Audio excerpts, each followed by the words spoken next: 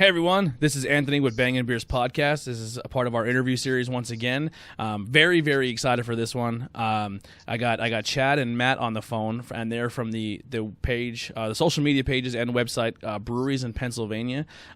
They're my go-to place for beer news and stuff. They do a fantastic job, and we're going to learn about how the page came about and talk some beer in between. How you guys doing? Great. Thanks for having us on. Great. Thank you for having us. So if you guys wanted to say, hey, this is Chad or this is Matt, so people can determine the voices here. Yeah, that's probably best, right? So this is this voice you're hearing right now is Chad. And this is Matt. Awesome. So how did you guys meet? Are you guys longtime friends, or how did that come about? So Chad, you want me to explain this? Sure. So actually, funny story is Chad is married to my cousin. Oh, wow. So we met, I don't know how many years ago now, Chad, 5, 6? A little over, yeah.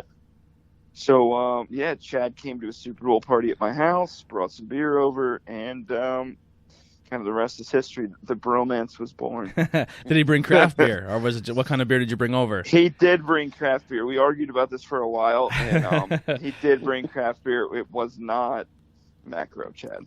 That's right. It was a nice Sam Adams Boston Lager. So nice. About 5 or 6 years ago, about as craft as you could get at the time. Yeah, exactly. Yeah, it's funny because where we're from, Pennsylvania, and where I'm at in Pennsylvania, School County, everyone's like, "Oh, I don't really like craft beer." I'm like, You've been drinking Yuengling since you're probably not even old enough to drink. That is craft beer, right? You like craft beer, you just don't realize it. Yeah, you don't exactly. Because you're drinking the Godfather of craft beer. Like they've been around so long that you think that they're all over the world, but they're really not. Old Chesterfield, come on now. I love that's my favorite Yuengling product. Great beer. I just People found out take that for granted. Yeah, I just found out that's only exclusive to our area. Really? Yeah, I never knew that. I was in New Jersey last weekend, and somebody bought a 6-pack. I was like, "Yo, that's a great beer." And they're like, "Oh wow!" What? Yeah, so I think we were told like 3 or 4 times this month that they're like, "Yeah, Chesterfield's like exclusive to a certain area. Like you can't go to Florida and get Chesterfield." I was like, "Really?" And I'm like, yeah. I wonder if it's like Southeast PA and like Southern Jersey or something. Yeah. I love walking into certain bars in School County. It's on tap, and especially if you get really lucky. They have Chesterfield on tap, and they have the porter on tap, and you can make the real Black and Tens because that's what Black and Tens supposed to be. Yeah, not the premium. So did you try the Hershey's? I did. That's my question. Yeah, you did. Did you like it? I did. I thought it was a good step for Yuengling to be like, hey, we're trying something new for people. I would have liked a little more chocolate. Because it was a porter, I didn't get the super. I know I was telling you before we started recording, I have a hard time with stouts because everything tastes like coffee. So porters I can get away with. I did enjoy it. I would have liked a little more chocolate, but it still stayed a Yuengling style beer, and I enjoyed it. It didn't blow me away, but it was something that once I had a bunch of times, I got over it, and I was like, it's not my go-to because I like to go out and obviously it's not a drink all day beer by all means. Yeah, it's a good dessert beer. It was good though. Yeah, you're right. For the one or 2 times you have it, it's pretty good. But I agree. It was you were looking for a little bit more. Yeah, I liked it, but I would have liked it as a stout, and I think that it shouldn't have been a porter. But that's just my 2 cents. I still thought it was good. Yeah. Yeah, a lot of guys on our show were bummed with the new flight, and I was like, well, that's not made for us. You know what I mean? It's not our demographic. Right. I mean, if you look at Flight through the lens of a craft beer fan, right, you're probably not going to enjoy it. But if you look at through the lens of, well, I want something that's easy drinking and still allows me to support a local business, then it's perfect. But yeah, we see Flight get posted on social media all the time, and people, it feels like they treat it with that craft beer lens where it has to have an impact of flavor and hops and the whole nine. And it's like, well, that's not what that beer is meant for. That beer is meant for you can drink a 6-pack or 2 on a nice day while still supporting a local business. Absolutely. One of the big things too that we fall into a trap with, I think a lot of people fall into a trap with, is with craft beer, is if it's not a stout or an IPA, especially like Untapped, because our show is pretty much dedicated to be beer club, but it's recorded. So we use Untap very heavily. We try to find beer news, and we try to plug local distributors as well as breweries. So our new thing that we're trying to do is because we have to rely heavily on distributors, because we don't really have many breweries in our area, especially that can. Excuse me. And so we'll go and buy like a 6-pack and say, hey, we got these beers from this place or this bar that does, because we're really fortunate having some bars in our area too that have craft beer. So excuse me 1 second. I swallowed my spit wrong or something. I was like dying. And you're like scared to cough right now because everyone's like, he has it. Right. Are you drinking though? That's the question. Do you have a beer in your hand? Yes, I'm drinking Super Mash Bros by Stable 12. Nice. Chad, what do you have? I have that beer to be released tomorrow. Ooh, exclusive beers. I guess if we I have it too. I have it in my hand too. So go ahead. It's already on our site, but Sheets teamed with Chamonix Creek Brewing on a beer called Hop Dog IPA. We were calling it the Limp Bizkit beer. Yeah, right. It's really, that's the first thing when we heard about it. The first thing I thought of is, hot dog flavored water, huh? Wonder when they're gonna make the chocolate covered starfish. Yeah. So we're actually trying to look for that for the show. So if you find it anywhere, let me know where we can pick that up. Yeah, any sheets as of today. They released it today. Oh, nice. Well, I'm sorry. There's a list of sheets on our website. Yeah. Oh, there you go. I'll definitely go check it out. I will tell you though, is just to give like an honest first take opinion of it. It smells like hot dogs, but it doesn't taste like it. All right, good. Listen, I'm honest. Like, it doesn't taste like hot dogs at all. Like, it just tastes like an IPA. Nice. It's just you get that weird hot dog flavor. Yeah. Or I mean, smell, not flavor. So it's strange. Like, it's kind of a mind fuck. But yeah, I don't know. Chad, correct me if I'm wrong. Yeah. I would agree with that. It definitely is. I don't know how familiar you are with the brewery that brewed it in the Chamonix Creek. They're based out of Bucks County, PA, which is down in the Philadelphia area. Mm-hmm. You can tell it's definitely one of their beers. Like the Chamonix Creek definitely specializes in more of the traditional style IPA, right? The IPA that's got a nice hop bite to it. They don't really go the hazy route that much. They do offer hazies, of course, but it's definitely not what they specialize in. Like me, one of my favorite beers is Shape of Hops to Come, which is by today's standards, a super hoppy beer compared to what's out there on the market. Well, I don't necessarily think that, that's an easy way to compare it. And this beer drinks exactly right like that. It's not overly bitter by any means, but it's more of a traditional hoppy IPA that, people were drinking, 3-5 years ago compared to obviously what's in the market now. Yeah. It's not hazy, so all the haze bros are not going to like it. But I think it's worth a try because, look, like, just because you don't think it might be good, I mean, you have to give everything a try. So 100%. I don't know.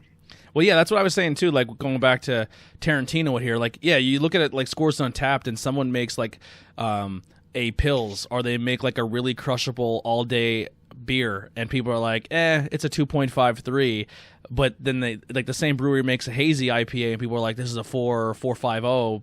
You only get the high scores if you're a really hoppy, hazy IPA, but if you make like a really crushable all-day beer, it's kind of like frowned upon, which is, I think, it's kind of stupid. I also think they look at the score before they check it in. Yeah. So their mind is already thinking, oh, this should be a 4 or above. Yeah. Instead of actually giving themselves a true rating, right? So.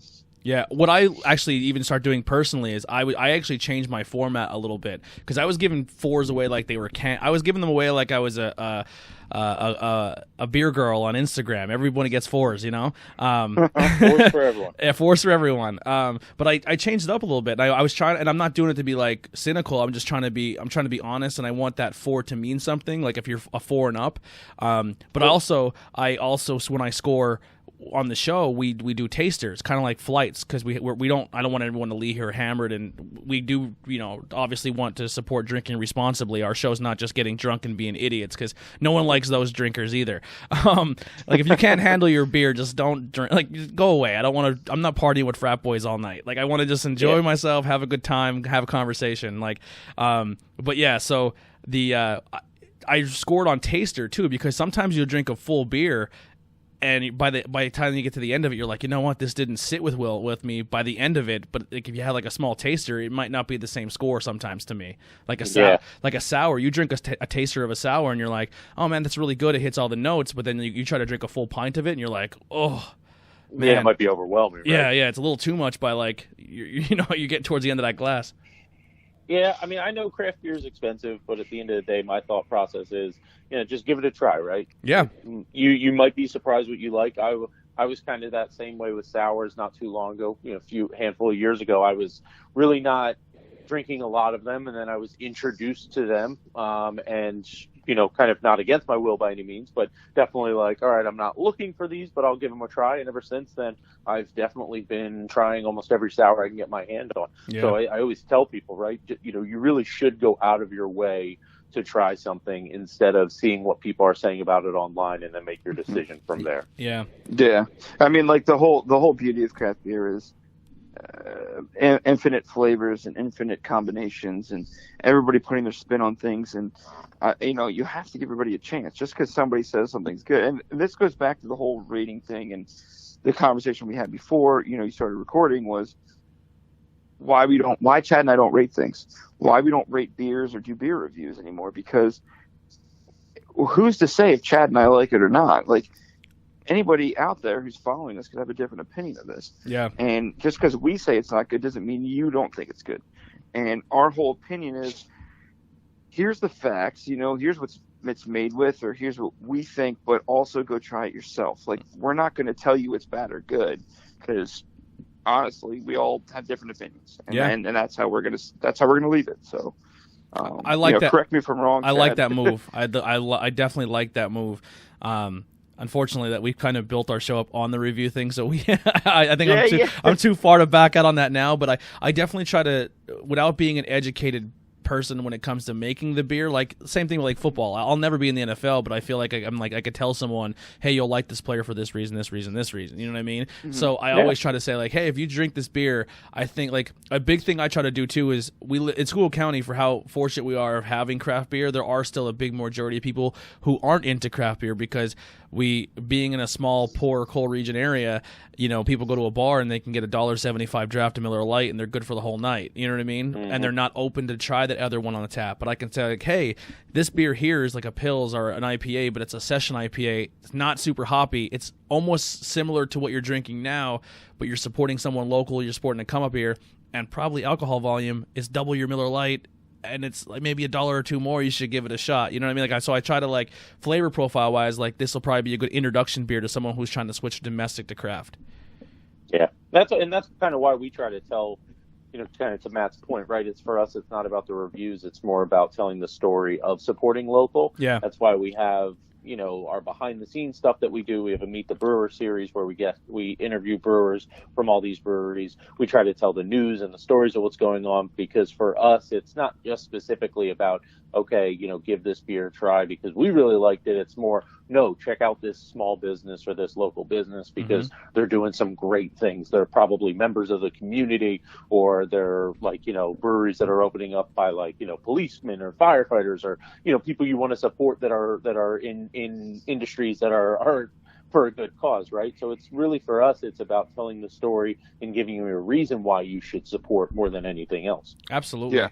It's the story behind the beer too. It's like, I don't know if you follow our Facebook group too, is, we have been trying as hard as we can to build a community for PA beer, right? So where people can talk about it and discuss their opinions, without us sharing ours on people, but like, what do you like? What do you not like? What are you drinking tonight? Recommendations, things like that. So that's basically our Facebook group. Just for community, and what the stories we share are meant to show people the story behind beer, right? Yeah. Not just here's the beer, but here's the face that makes your beer.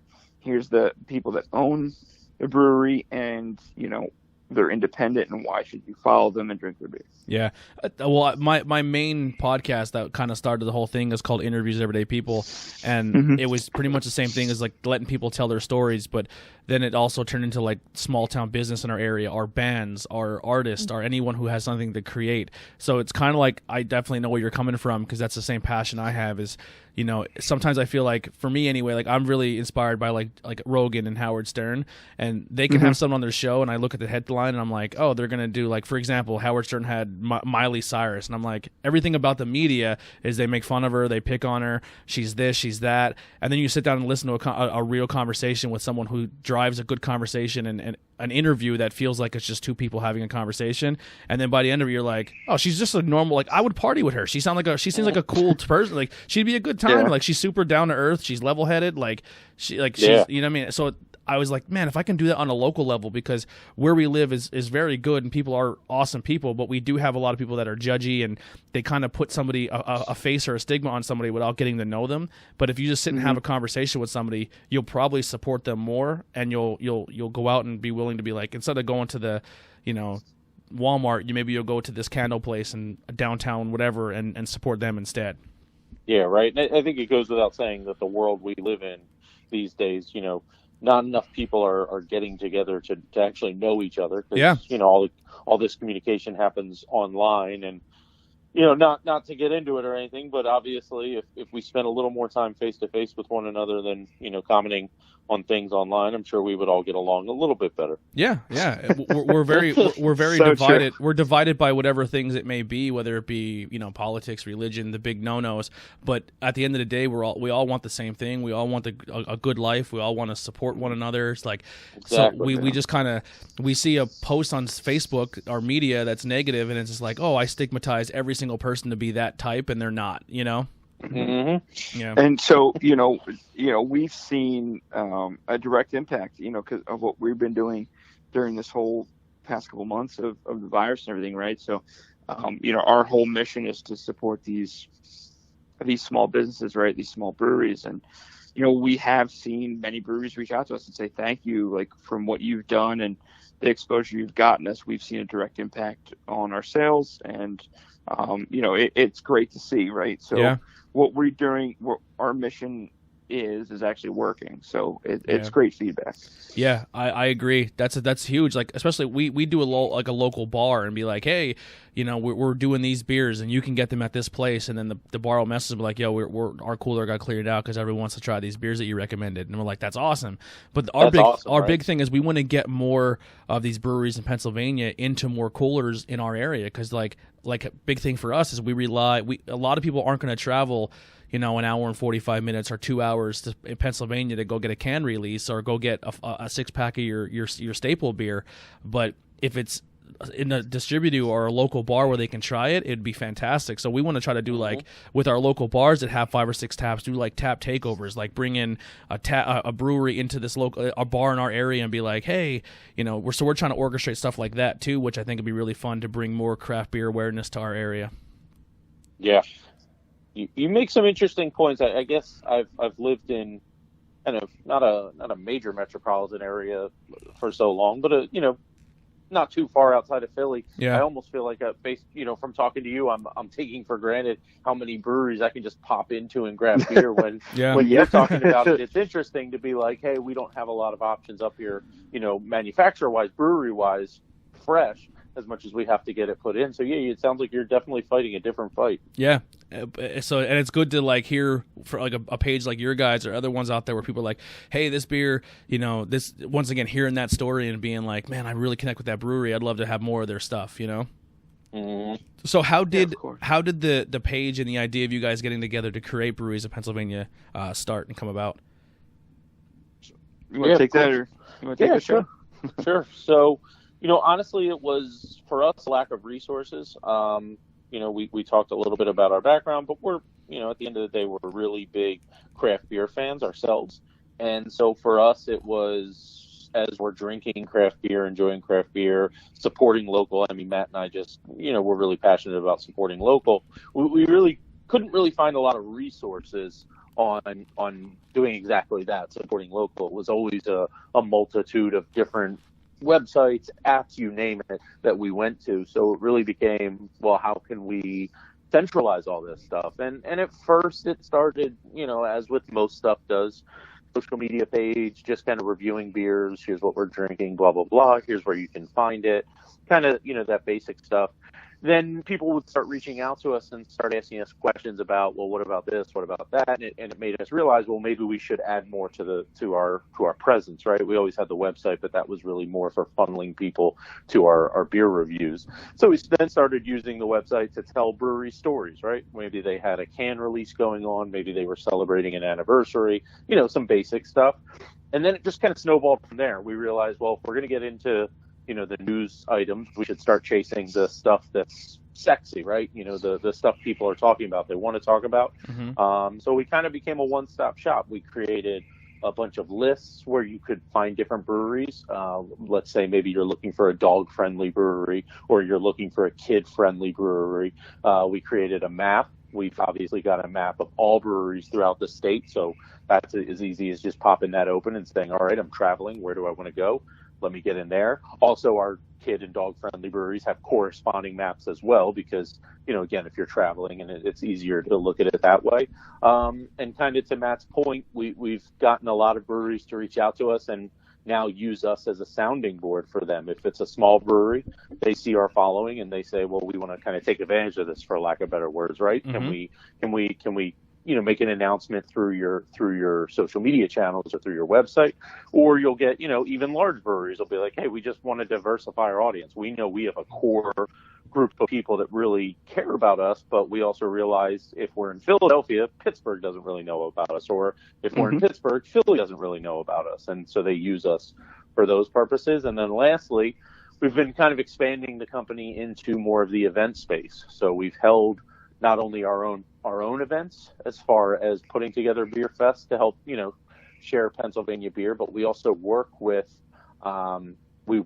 organizations to help bring their events to life, because a lot of beer fests are looking to diversify. The old way of doing a beer fest is no longer working for them. And what I mean by that is, all right, we call up a distributor and they give us their 30 to 40 brands from across the country. Well, let's face it, no one really wants to do that anymore, because quite frankly, that's no different than just going into your bar and sitting down and running a tap line, right? Mm-hmm. Instead, what people want to do is they want to enjoy usually locally made beer that's hard to get. So what these organizations will do is, they'll essentially hire us almost as a broker, where they'll say, all right, reach out to these breweries and get them to commit to our event, so this way we can pour them at the event, versus, like I said, going through one main distributor. So it's evolved definitely just in the handful of short years that we've been alive, but it's really just become a passion project and something that we found a niche for and have been trying to cultivate ever since. That's fantastic. Just what you're saying, along with the Brew Fest, you guys absolutely have to come out and hang out with us at the School County Brew Fest. It did get postponed. They're hoping to do it by August. It was actually supposed to be 2 weekends ago. But how you were saying about it's a homebrew guys that literally just brew out of their garage right now, and they're looking to start their own business. Yeah, the Pilger guys. We know them pretty well. Pilger run. Yeah, really good. They're buddies of mine. I've known them for a while. Guys.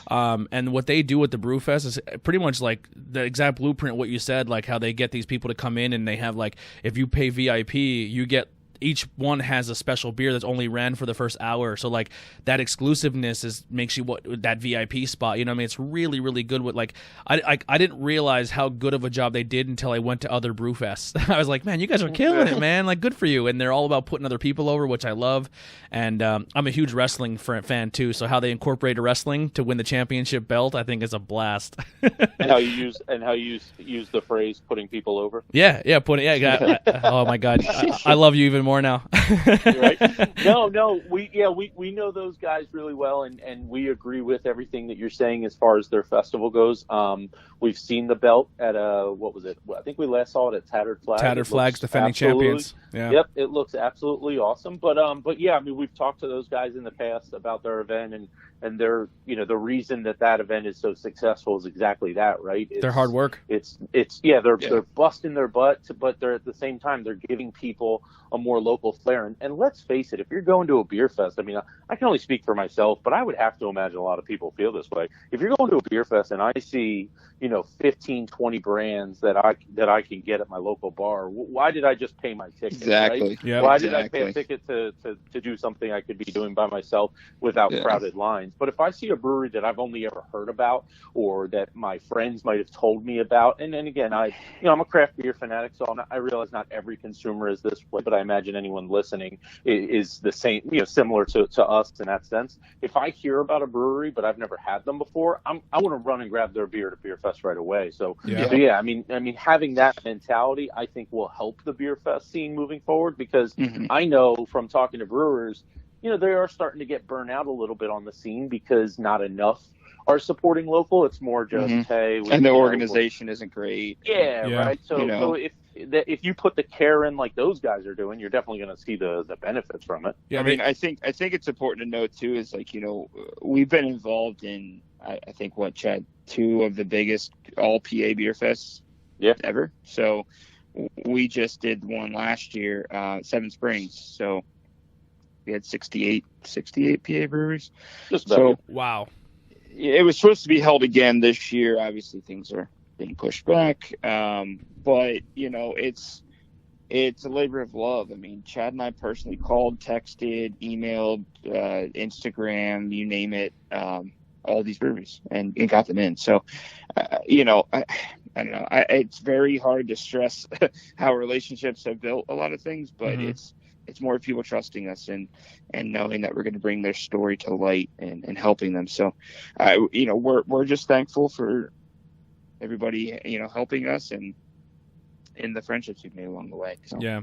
Now, this might be a hard question to answer, and I want to put out there to people that this is not a contest. I know, like, when people say, "What's your favorite interview?" and then I just see every single face I've ever talked to's eyes in my head, and I'm like, I can't pick a favorite.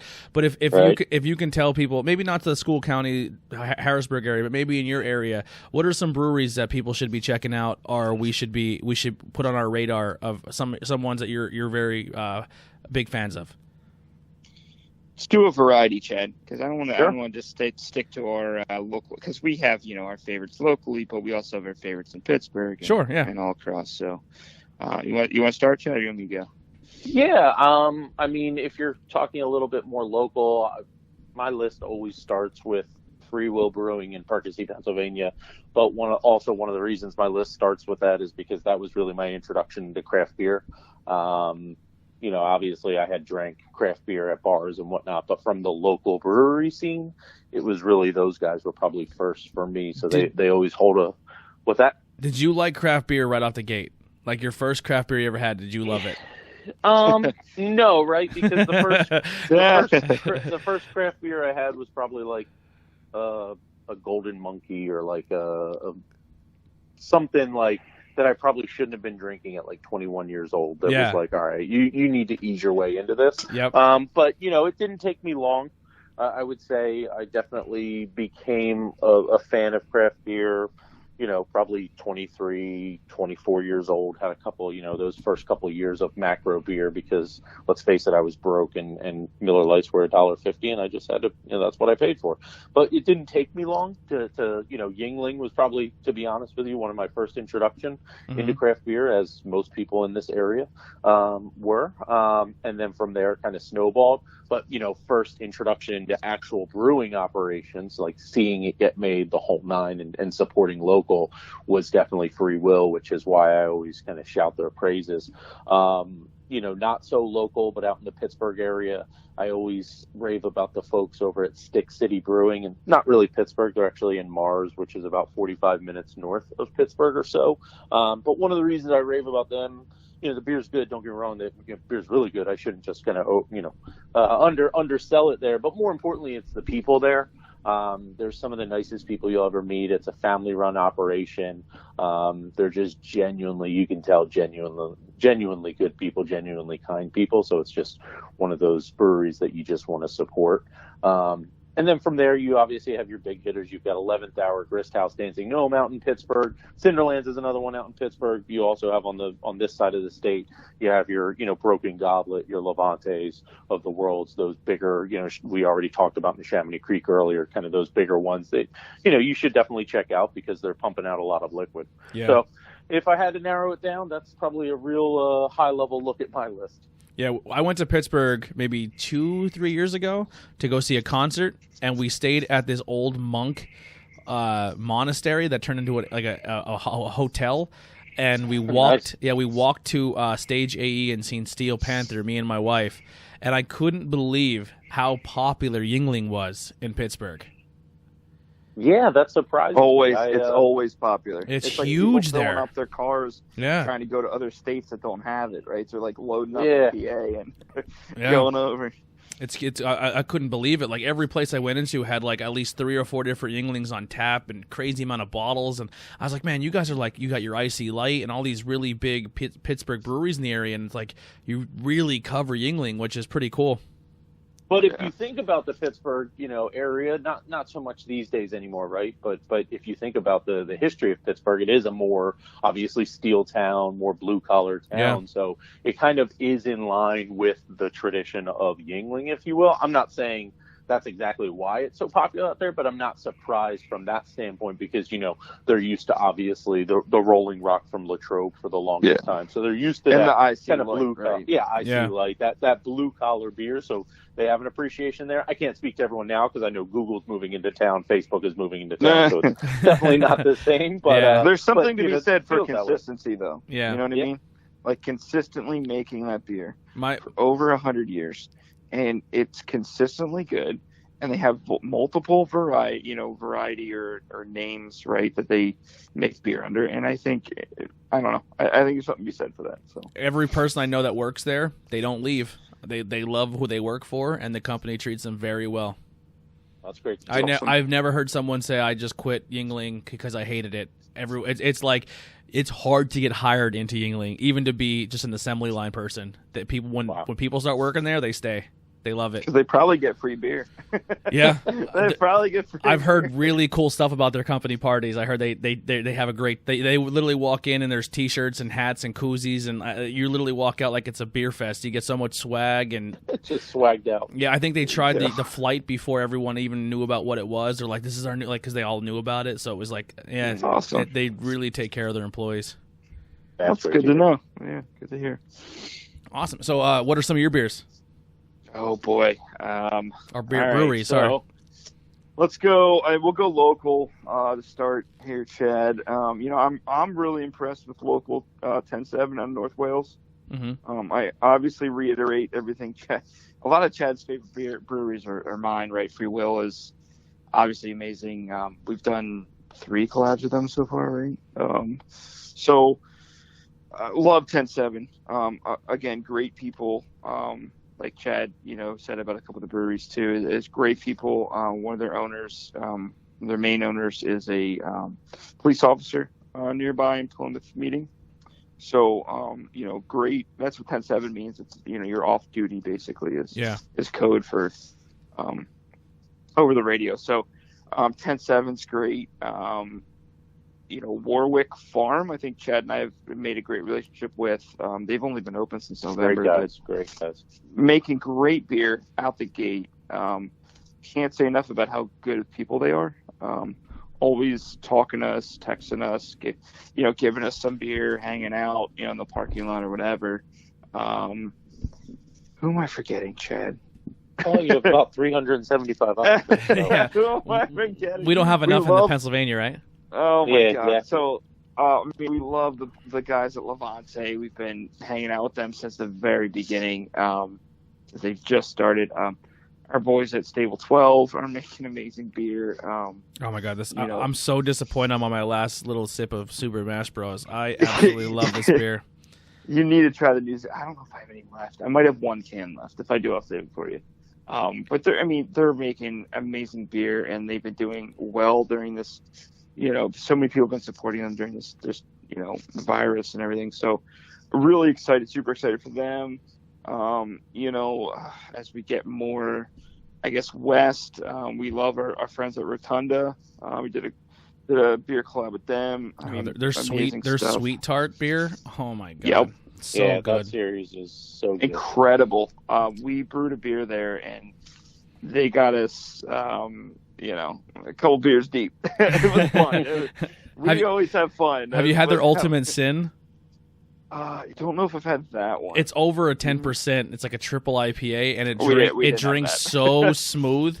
Oh my god! I had one like taster of it. Like, do you want a full pint? I'm like, do you want me to keep my clothes on? Like, like, I need an Airbnb quickly. Like, what? Can I sleep in the brewery tonight? Yeah, do you have a cot back there for me?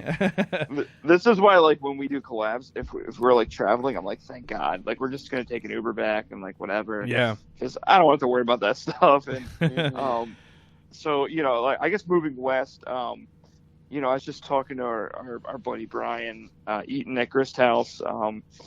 They're celebrating their 6th anniversary soon this weekend, Memorial Day. So super excited for them. We love them. 11th Hour. Those are our boys too. I mean, they're making such good beer. Cinderlands, obviously. Dancing Gnome. Andrew's always been amazing to us. I have to shout him out. Trying to think who else. Oh, okay. So they're not really in Pittsburgh, but besides Stick City and Mars, which is phenomenal, there's Cellar Works, which is also in Mars, which is great beer, and then also Shoe Brew. Technically Sarver. Sorry, Sarver, which is right next to Mars. Super close. So that's Cellar Works, and then Shoe Brew and Zelienople. Which is the weirdest name ever.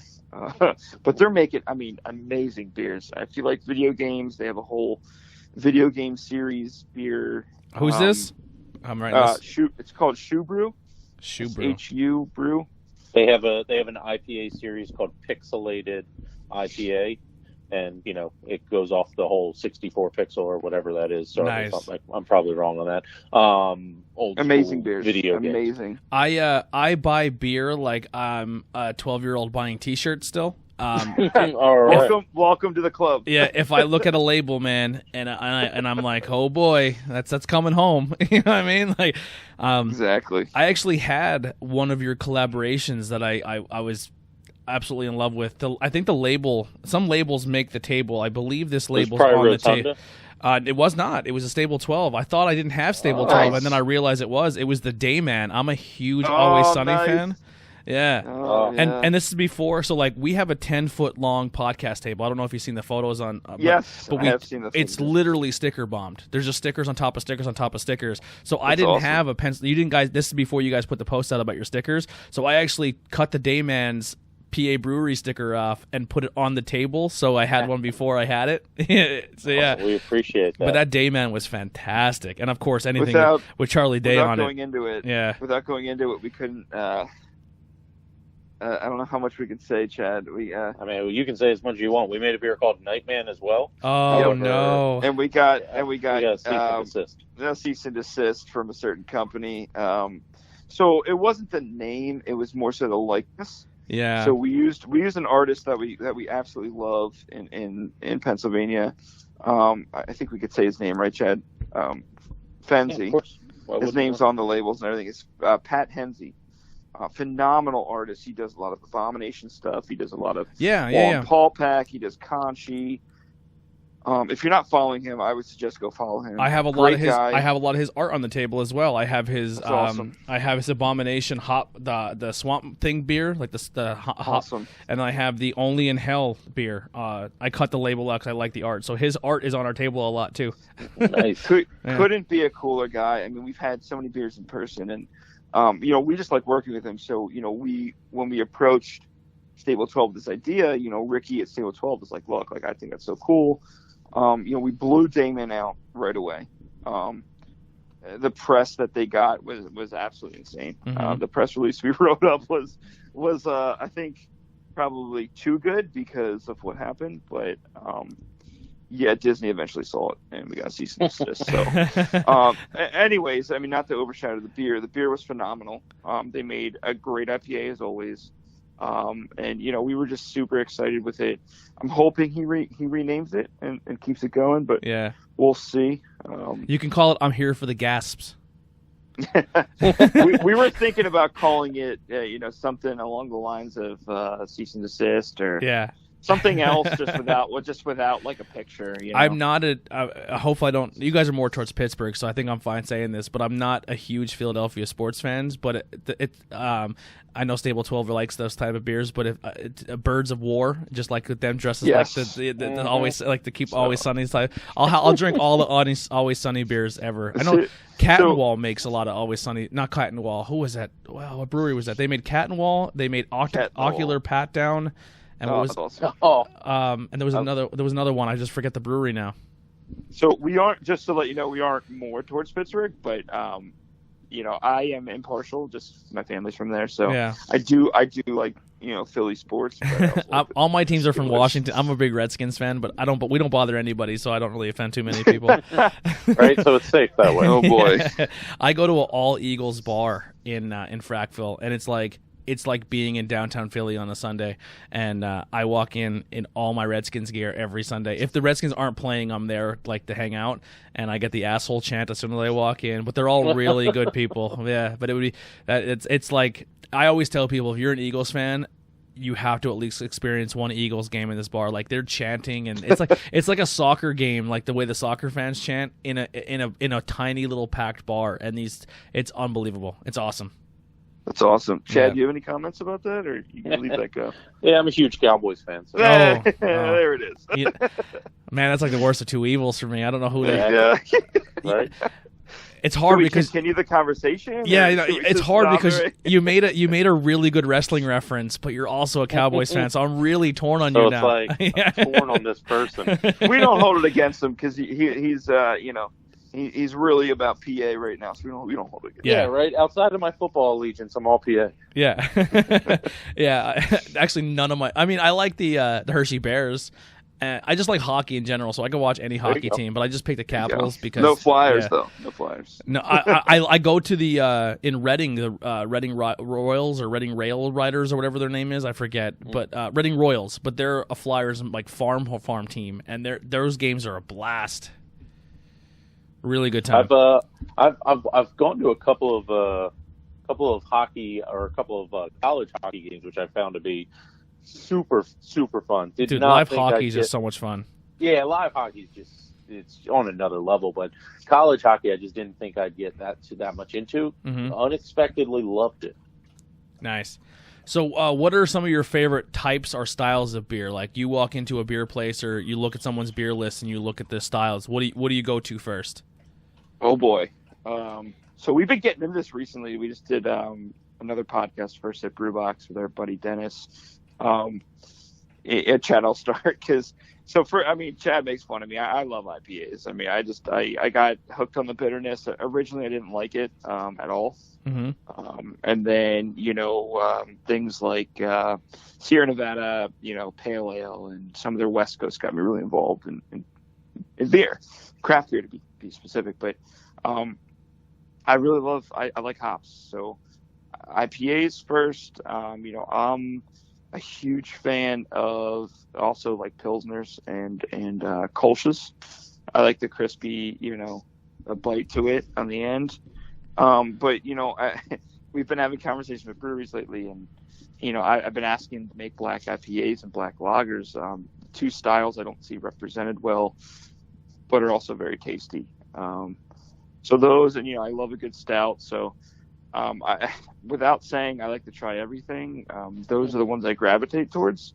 But given the chance to go into a brewery, when we could, Chad and I do flights. I mean, we just say, hey, like, we got on the board, let's grab 4 or 5 at a time and try them. And I think that's the best representation of a brewery, right? I can't judge you based off of just your IPAs. Mm-hmm. So I do like a well-rounded experience when I go, but I do gravitate towards other styles if I had to choose. So, Chad? Yeah, Obviously not obvious, but like when I say my choices, they're not always readily available. But like I'm a huge Oktoberfest or Marzen fan, but let's face it, that you're probably not going to get that in July or June or whatever it is. And if you can, either it's super old or got released super early. But yeah, I'm a huge Oktoberfest or Marzen fan. And then stouts as well. I've been on a bit of a stout kick for probably the last 2 years now, where I just really enjoy a quality made stout. I'll drink everything, And we just made 3 with free will. Yeah, that helps. But yeah, to Matt's point, I'll definitely drink everything. But if I have my choice and I'm not there to just taste everything, those are the styles I'm chasing after. Yeah. Normally I go for the IPA myself, unless they have a lager or pills, because it seems like a lot of places I've gone to recently they shy away from that because of what people really want. They want their sours, they want their IPAs, they want their stouts. So if I see a lager, I'm definitely grabbing it, or a pills. I like those easy drinkers. Like I like they're like during podcast beers, and then like when we do our flights and review, I like doing those as well. But yeah, like recently we went to Liquid Noise. I think they were open 9 weeks before we interviewed them and sat down and like hung out with them. And they had 15 beers on taps, and they were only open 9 weeks. And I was like, wow, that's really, really impressive. And all their beers were stellar. They even had a seltzer that didn't taste like a seltzer, and it tasted like a blue Huggy, but with a little bit of booze in it. It was really good. Like, yeah, I was like, so like. It's nice to definitely I'm all about the variety. Even if I'm not into a stout or I'm not into a certain style, I'll try it just for the sake to say like, hey, I did it and this is my take and how, like, you know what I mean, what I think, you know what I mean, if what I would get out of it and if you would enjoy it as well. But yeah, like that, I'm the same way. But yeah, I go for the lager pilsners first. We're seeing a huge push, I think, by brewers who like to drink those styles, and they're trying to bring them back. So yeah. What Chad and I, or I guess, Chad started saying this, but I guess we both say it is, they're making the other styles that people want so they can afford to make the styles they want. So they're making the IPAs and the fruited sours that occasionally they like, but if they're always gravitating towards pills or kolsches or something like that, we're seeing more of those on tap. So it's nice to get the variety now, right, where people are offering both. I mean, Human Robot in Philly does a great job at this, right? They have the human side and they have the robot side, and they're making. And Chad, you went there, so jump in. But they're making the hazy IPAs, but they're also making the pilsners and the kolsches and the lagers. And they have a slow pour Czech pilsner that are what dreams are made of. Oh. Yeah, they have one of those. I can't wait for the world to go back to normal so I can explore. Right. And the best part about them is they have one of those side pull taps, which aren't super popular in America. They were established over in Europe, but have been making their way over here. They're probably only one of like maybe 5 breweries in the entire state that have one. And I've tried 3 of those 5 breweries so far, and I can tell you they definitely make a difference in the type of beer you're drinking and the experience you have with your beer, if that makes sense to you at all. Yeah. So yeah, I highly recommend. They are in not in Center City, Philadelphia. They're in this, Philly proper pretty much. But they're very much worth checking out. Not a big location, but worth checking out. Yeah. What's a brewery that you guys got to go to that maybe it was under your radar or maybe doesn't have a huge push yet, but you went there and they really blew you away with presentation that people should know about? Yeah, I would say, and I kind of always use these guys as an example, but for me, it's definitely Moss Mill Brewing out in Huntington Valley, PA, which is, if you're not familiar with the area, it's kind of just outside of Philadelphia by like maybe 20, 30 minutes or so. Mm-hmm. So the head brewer there actually came from Yards, and he ran the quality lab at Yards, and you can tell that running a quality lab for such a large brewery has permeated in his beer. They make really good beer at the end of the day. They're not like the sexiest name out there. They're not going to get the lines. They're not going to get you the haziest beer that you've ever had, right? But if you sat down and had some of their beer, and it doesn't matter the style, you could tell that you're drinking just a well-made, just somebody put time and effort into this beer, and you can just tell that the quality is off the charts. Yeah. But again, they're not going to impress you to today's standards of, the crazy posts on social media and what have you, but you cannot get a bad beer there.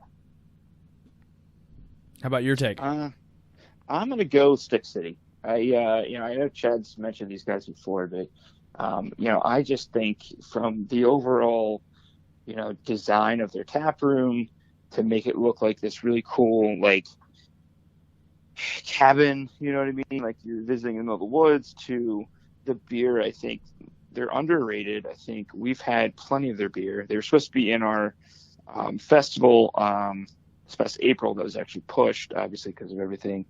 But, we chose them to be in the festival because we said, hey, not a lot of people know about you guys, but your beer's phenomenal. And, when we find stuff like that, we want to call it out. And we say, hey, like, you're not in Pittsburgh, right? You're in Mars, PA, but people need to pay more attention, right? The quality's there. They have one of those side pours like Chad was just talking about. And they're making all kinds of beer, right? The Pilsners and the clean styles, but also the IPAs, and they're just phenomenal people. So whenever we see that, we want to call it out. And for me, I think more people need to pay attention to them, regardless of how far outside of Pittsburgh they are. They are worth the drive. So And they're called what again?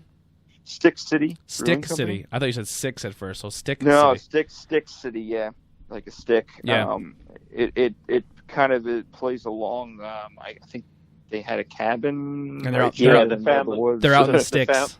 The family has a cabin, or I don't even think it was a cabin. I think Nick's the owner.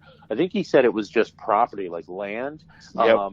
And they said, they were always talking about going out into the sticks to this property, going out into the sticks. Yeah. And now, and truth be told, their location is kind of out in the sticks as well. I don't think they think so much, because I think they're like used to the area so much where they're like, no, this is like the main part of the area. But if you're like us, if you're just outside of Philadelphia, you go there and you're like, no, this is definitely in the sticks. Don't get me wrong. We have some business like that in our area. Right. You're driving through the woods for 5 minutes and you're like, oh, here we are. You're like, I'm not getting out. I see too many horror movies. It's also important to note they're the first craft brewery in Pennsylvania that we know of, right? That has joined the 1% for the Planet movement. Yeah. So they donate at least 1% of gross sales directly to nonprofits in the state. So, oh, wow. Which helps, clean up the parks and make those sorts of things like that. They also commit to like a level of sustainability as well, like even in their manufacturing process. So, even during the coronavirus times, I was doing an Instagram live with Nick, and he's like, look, even during this, we just wrote checks for him. So, we're fully committed. So, anytime you see stuff like that, you got to call it out. And we just love them. So that's my choice. Perfect. So what are some future plans for the page and for what you guys are looking to do in the future once we all get back to normal here?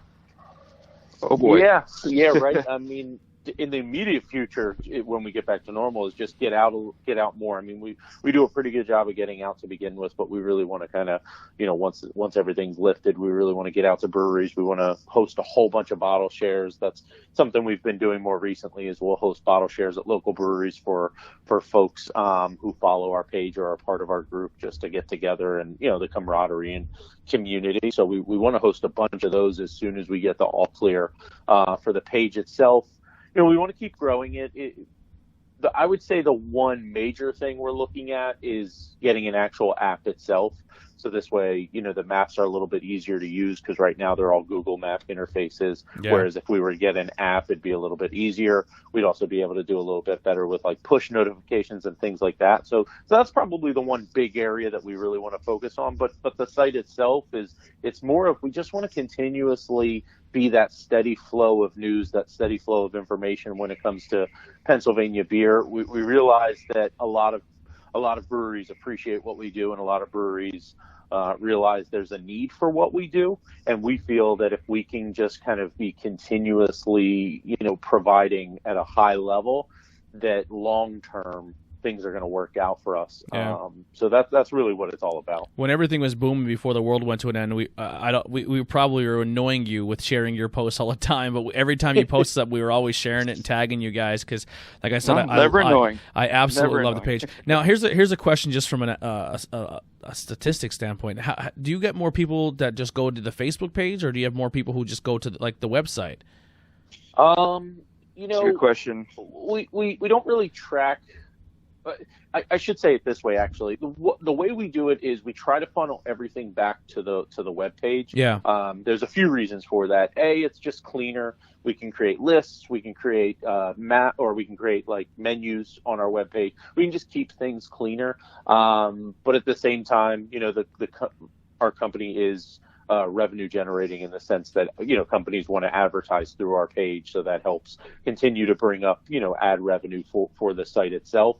But we find that the social media pages, specifically Facebook, are a really good, you know, distribution engine to get people back to the website because, you know, the website, I always joke with Matt about this. The website, I could post a ridiculous article on the website, something that's just, you know, doesn't make sense and is absolutely stupid. No one's going to see it unless it gets posted on our social media pages, because people don't just like go to our website. They don't just type in like, hey, breweries.pa.com, what's going on? And it makes sense. There's no reason for them to.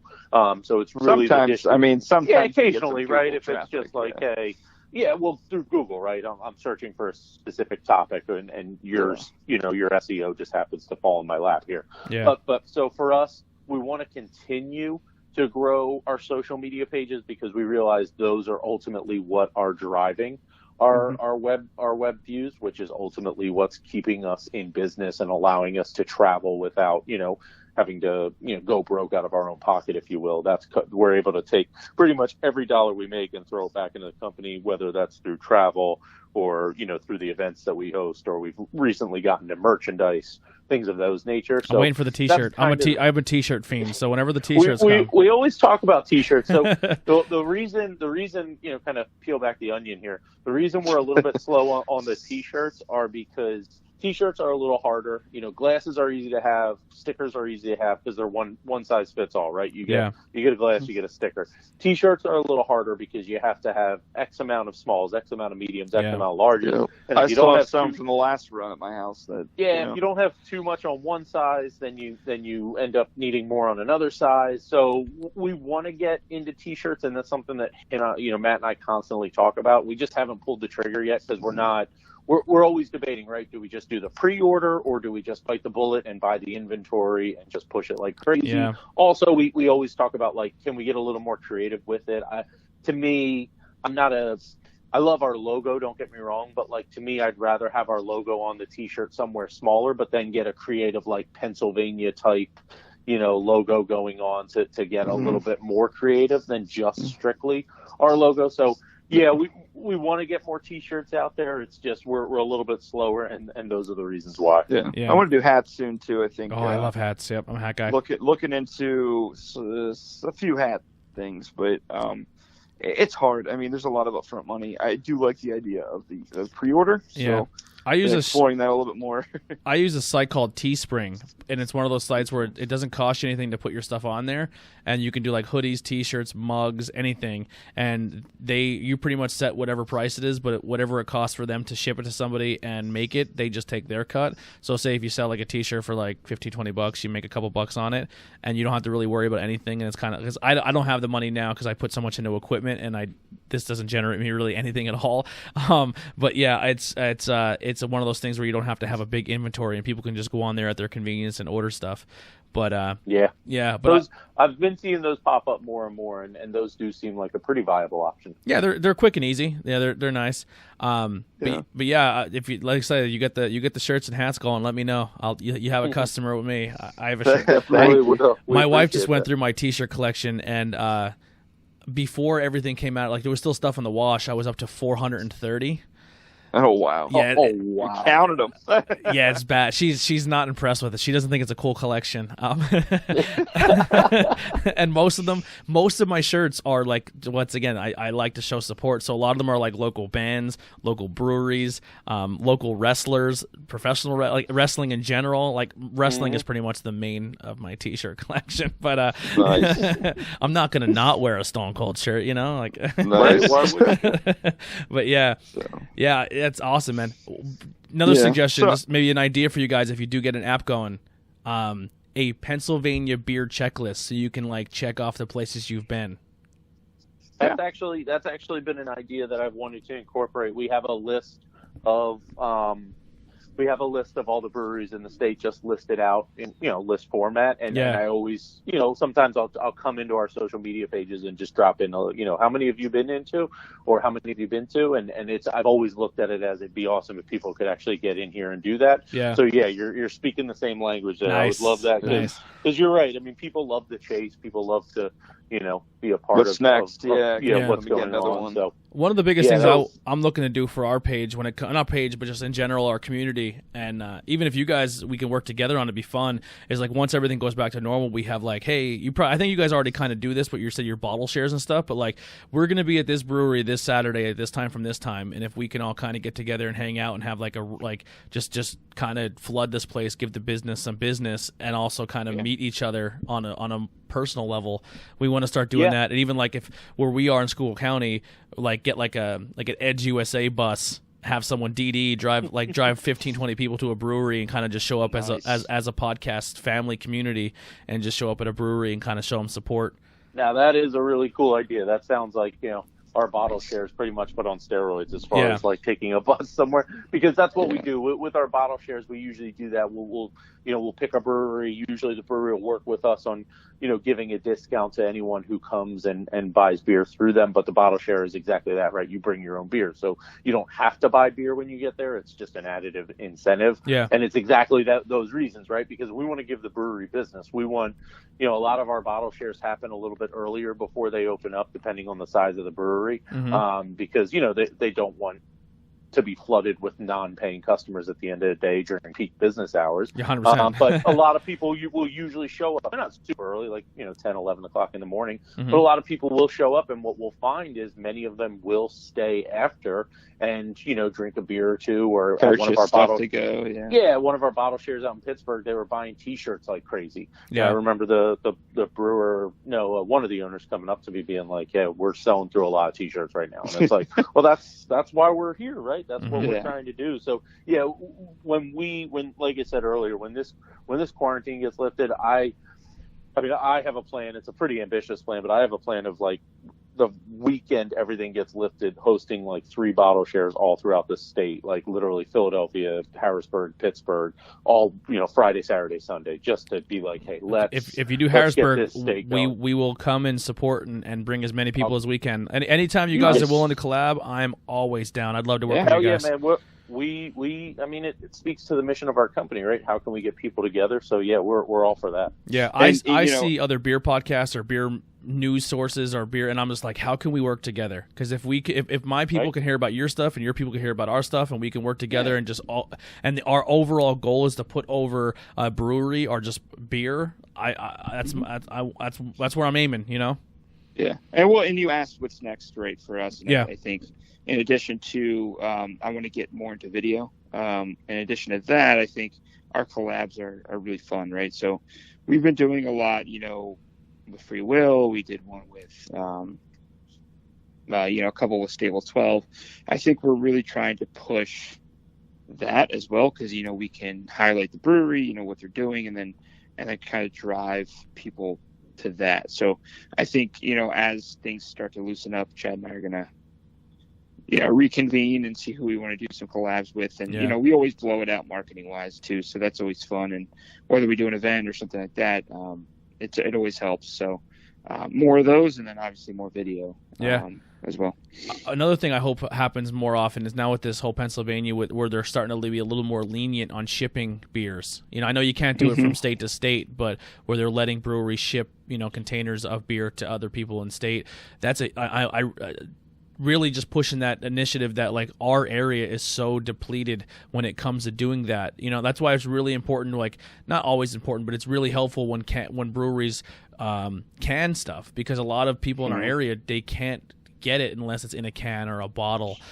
Even with the Yuengling Porter, there was a lot of distributors in our area were buying it in kegs and then crowler canning it and selling it in their shelves like that. And and it was going off the shelves like crazy. And like I know my dad would get like a couple cans and then take it up to New York to his friends that were dying to try it. Like we were trying to help, you know, get it out there. But yeah, like the areas like this, like it's nice to hear different perspectives of Pennsylvania. But like canning beer is huge for people like us because that's the only really way we can access it and really enjoy it.